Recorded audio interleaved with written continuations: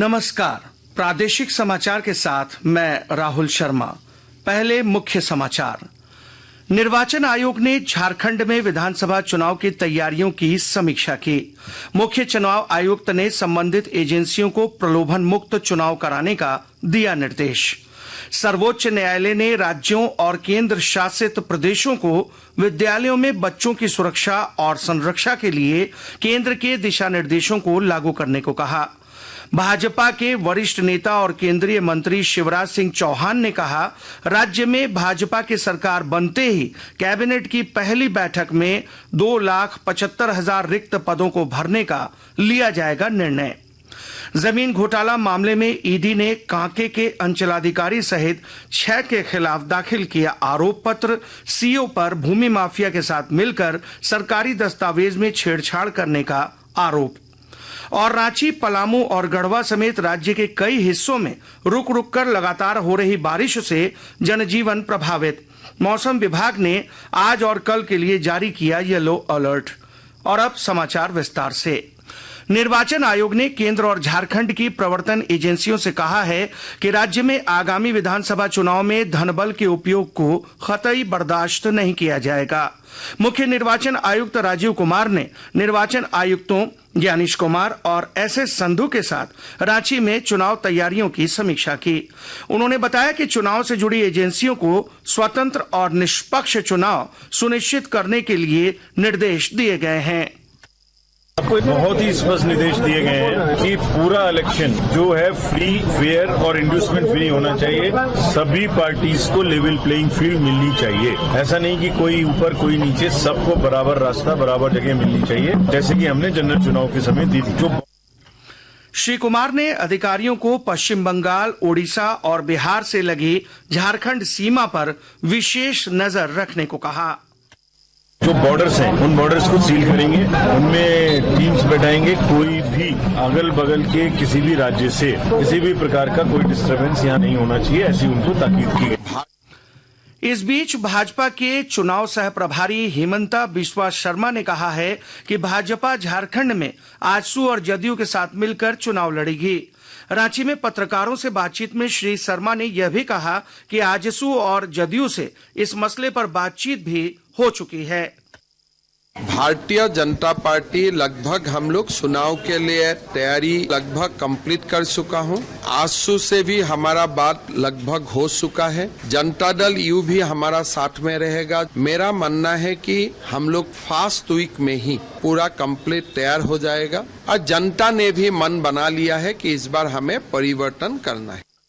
सर्वोच्च न्यायालय ने राज्यों और केंद्र शासित प्रदेशों को स्कूलों में बच्चों की सुरक्षा पर केंद्र के दिशा निर्देश लागू करने को कहा है।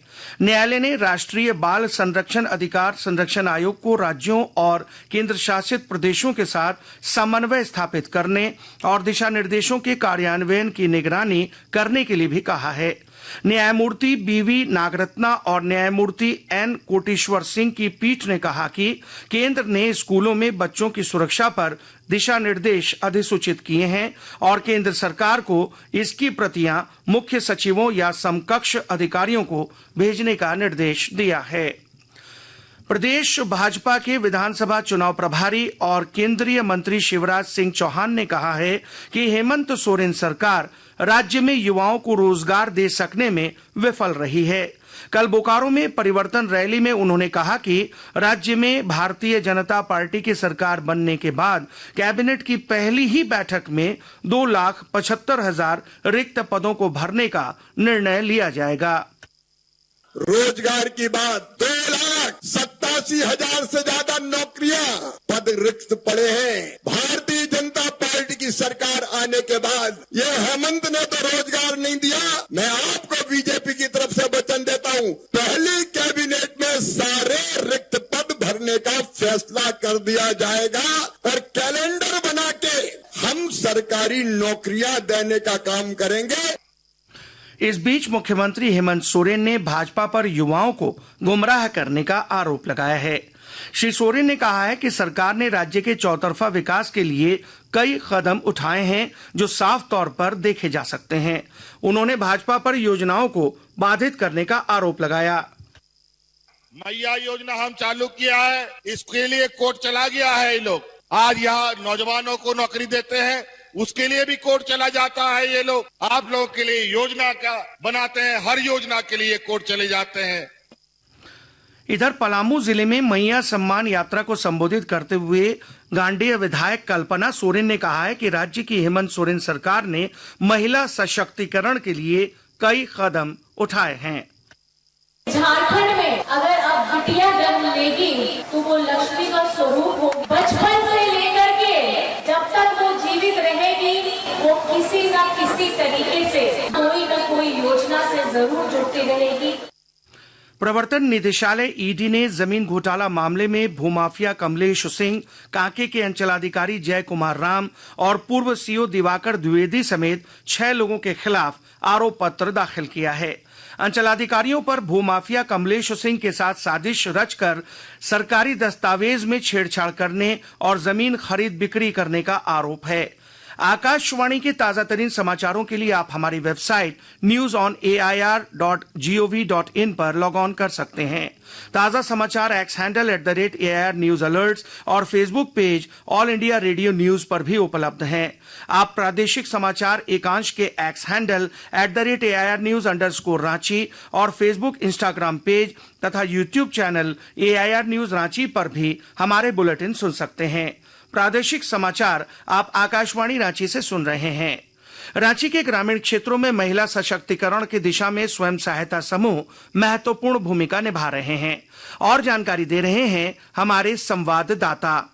रांची जिले के ओरमांझी प्रखंड अंतर्गत कुल्ही गांव की रहने वाली बसंती देवी ने मार्च 2016 में पूजा महिला विकास संघ से जुड़ने के बाद समूह से 25,000 रूपए और बैंक लिंकेज के माध्यम से 50,000 रूपए का ऋण लेकर अपनी दवा की दुकान की स्थिति में सुधार लाया। अच्छे तरीके से दवा की दुकान चलने से उत्साहित बसंती देवी ने कपड़े का दुकान भी खोल दिया है। कर्मवीर, आकाशवाणी समाचार, रांची। बंगाल की खाड़ी में बने निम्न दबाव का असर झारखंड पर दिख रहा है। रात से ही रांची, पलामू और गढ़वा समेत राज्य के कई हिस्सों में रुक रुक कर लगातार बारिश हो रही है। इससे जनजीवन प्रभावित हुआ है। मौसम विभाग ने रांची, गोड्डा और साहेबगंज समेत राज्य के कई जिलों में 27 सितंबर तक बारिश का पूर्वानुमान व्यक्त किया है।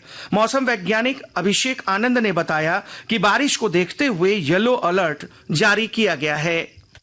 25 तारीख में इसमें और बढ़ोतरी होते हुए राज्य में कई स्थानों पे आपको हल्की से मध्यम दर्जे की बारिश देखने को मिल सकती है और 26 तारीख में लगभग सभी स्थानों पे राज्य में आपको हल्के से मध्यम दर्जे की बारिश देखने को मिल सकती है और 27 तारीख में आपको राज्य में कई स्थानों पे हल्की से मध्यम दर्जे की बारिश देखने को मिल सकती है। और अब अखबारों की सुर्खियां। रांची से प्रकाशित सभी प्रमुख अखबारों ने राज्य में चुनाव आयोग की 2 दिवसीय समीक्षा बैठक की खबर को प्रमुखता से प्रकाशित किया है। प्रभात खबर ने लिखा है, झारखंड में चुनाव के लिए आयोग तैयार, महाराष्ट्र दौरे के बाद तिथि पर फैसला। दैनिक भास्कर के शब्द हैं, सीईसी ने दिए संकेत, 2 चरणों में हो सकता है झारखंड विधानसभा चुनाव। हिंदुस्तान की सुर्खी है, नवंबर में 2 चरणों में हो सकते हैं विधानसभा चुनाव। दैनिक जागरण लिखता है, पीएम मोदी और राष्ट्रपति जेलेंस्की 3 महीने में तीसरी बार मिले। रांची एक्सप्रेस ने चतरा और कोडरमा में आयोजित आपकी योजना आपकी सरकार कार्यक्रम की खबर को सुर्खी बनाई है। अंग्रेजी अखबार हिंदुस्तान टाइम्स और द टाइम्स ऑफ इंडिया ने कर्नाटक के मुख्यमंत्री सिद्धारमैया के खिलाफ हाईकोर्ट के फैसले को प्रमुखता से प्रकाशित किया है। अंत में मुख्य समाचार एक बार फिर। निर्वाचन आयोग ने झारखंड में विधानसभा चुनाव की तैयारियों की समीक्षा की। मुख्य चुनाव आयुक्त ने संबंधित अधिक एजेंसियों को प्रलोभन मुक्त चुनाव कराने का दिया निर्देश। सर्वोच्च न्यायालय ने राज्यों और केंद्र शासित प्रदेशों को विद्यालयों में बच्चों की सुरक्षा और संरक्षा के लिए केंद्र के दिशा निर्देशों को लागू करने को कहा। भाजपा के वरिष्ठ नेता और केंद्रीय मंत्री शिवराज सिंह चौहान ने कहा, राज्य में भाजपा की सरकार बनते ही कैबिनेट की पहली बैठक में 2,75,000 रिक्त पदों को भरने का लिया जाएगा निर्णय।